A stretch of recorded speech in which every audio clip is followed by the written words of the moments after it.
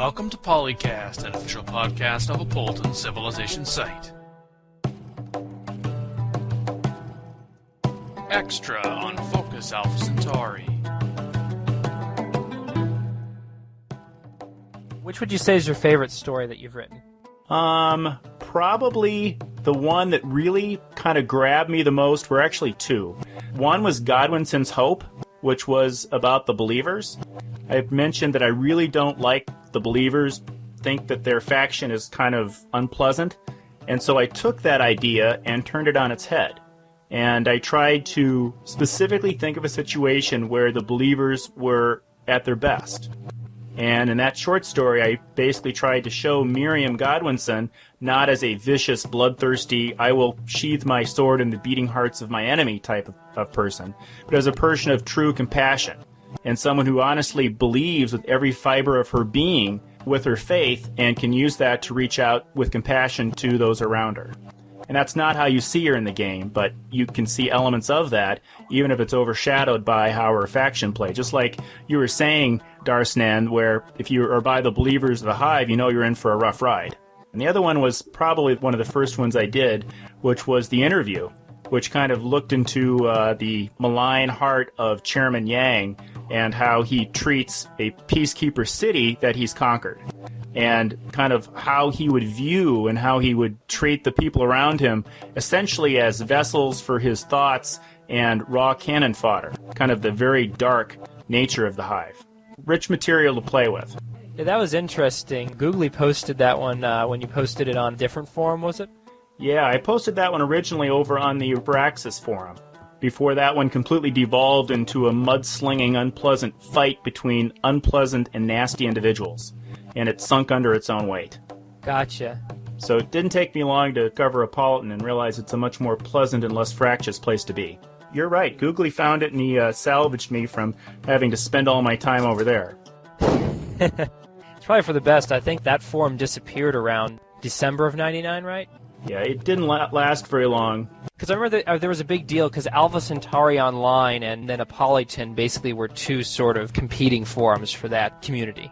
Yeah, have kind of gone their own way, and I think Apolyton's the last man or last person standing. Yeah, I mean, Apolyton has better coverage than even like Civ Fanatics did for Alpha Centauri. Apolyton really just had all the people there to make it a very vibrant community. Yep, quite true.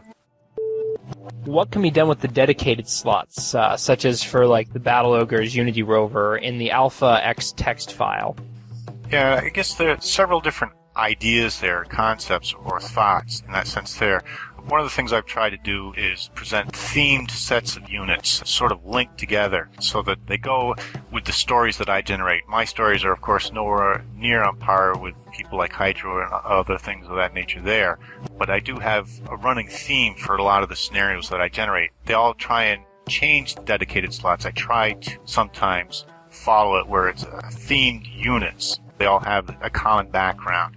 Nerve gas was always one of my enjoyable things that I used to like to throw in there, especially the aliens. They would use nerve gas to no end if they had it available to them.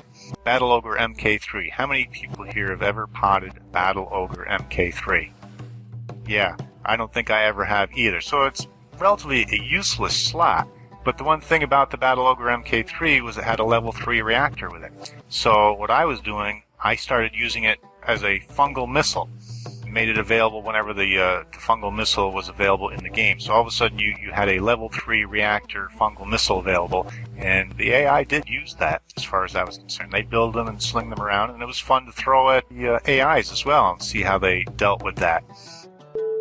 In editing in the faction text files, there's something about like ghost secret projects and limiting air movement. Yeah, there's two different sets of files that you can edit as far as compensating for the AIs. First off, the individual faction text files, edit those. And something that I came up with, which was based on Cody's discovery that changes to the faction's text file are imprinted onto game-save files. And so what I did was I tried to mimic each of the effects of the secret projects in a faction.txt file. And so I came up with this document that essentially ran down each of the various secret projects, and then how do you manipulate the faction.txt files in order to present essentially the effects of a secret project. That was encapsulating each of the various things that you can do with the faction.txt files. As far as the alfax.txt file, why, of course, here again, limiting the air movement. Once human players discover air power and get choppers out there, why then AI just cannot compete. So how do you go about assisting the AI in this sense? One of the things you can do is in the alfax.txt file is limit the air movement. By that, as far as limiting the chopper movement, limiting the airfoil chop unit, as well as the range of the airdrop capability. The last thing was something that Chaos Theory actually was the one that first discovered it, which was cheapened units, which in the units section of the alfax.txt file, one of the fields within that area assigns a cost to each unit. And you can lessen that to make the unit easier to build as far as the number of rows of minerals in order to build that specific unit. So if you cheapen it significantly, then even though the AI likes to spam out a lot of worthless units, they can still build these units and still make it viable for themselves. How to play test scenarios, like how would you best play test them? The way that I play test scenarios is I start out with a relatively basic map and I throw the units on there and I have an idea of what I want. By that I mean I want the AI to behave certain ways, each of the AI factions, and I want to have the humans sort of channeled or funneled in a certain direction when I'm generating the scenario. So I'll have a very rudimentary map at the first iteration of the testing, and I'll run through that and I'll play it out, and either the AIs just don't respond or else I'll play it deeper because the AIs are responding the way that I like until I'm satisfied with the first iteration. Then I'll go back and I'll develop the map more so, and then I'll tweak the AIs to get them focused on each aspect that I want them to do. And if I need to, I'll regenerate the game using any additions to the alfax.txt file. Typically, the units field will expand, and I'm playtesting because I come up with all these neat ideas that I like to throw in there, and of course, anytime that happens, you then have to regenerate the scenario from there because the units are impressed on the game at the beginning of the scenario generation. Besides AI formers, another basic unit I added to SMAC was an AI probe team. One of the weaknesses of the AI, besides terraforming, is also they're really bad at probing you. They just walk their probes right at your base without trying to be sneaky or something, so you can just kill them easily.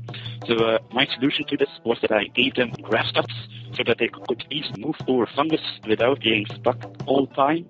I also gave them a fly defense armor. This meant that you couldn't just kill them with any military unit. You actually had to attack with a unit with a high morale or a pro team with high morale. So basically the playing field was leveled and the AI had the chance to actually probe you if you didn't counter it effectively with high morale units. The units also often used by Google, the probe 4 and the probe cruiser. They also sometimes managed to actually mind control a base a few away. Yes, that actually was one of the more unpleasant findings when I first started playing the mod, is all of a sudden the AI was probing me and doing all sorts of unpleasant, nasty things, and I was completely and utterly shocked when I first saw some of the probe foils running around the seas and realized that, you know, if I didn't protect my sea bases and my bases that were adjacent to the sea, the AIs were going to have their way with me. That basically made me have to ratchet up my game a little bit. So you actually have to put probes in all your bases, just like you would do when playing against a human player. That has succeeded pretty well, I think. Yes, and they are, like you said, extremely difficult to kill, so you can't just put a basic probe or have a little scout and expect to take them out. Because if you do, you will learn the error of your ways, and they will then take you out anyway. So it just basically keeps you on your toes. Because I developed all sorts of lazy bad habits because I knew the AI wasn't up to snuff, and all of a sudden I find that it's basically competing with me and can inflict damage on me that I wasn't otherwise expecting. I also meet some super AIs which were very good at population booming. They got a +2 growth, etc. Those actually are helpful because you can't run over those AIs because they have fairly significant growth and production bonuses, in addition to some of the other tweaks that have been made to the mod to make the AI much more functional. If you're not careful, you can find yourself getting run over if you don't change your ways and unlearn some of the bad habits you might have gotten over the years.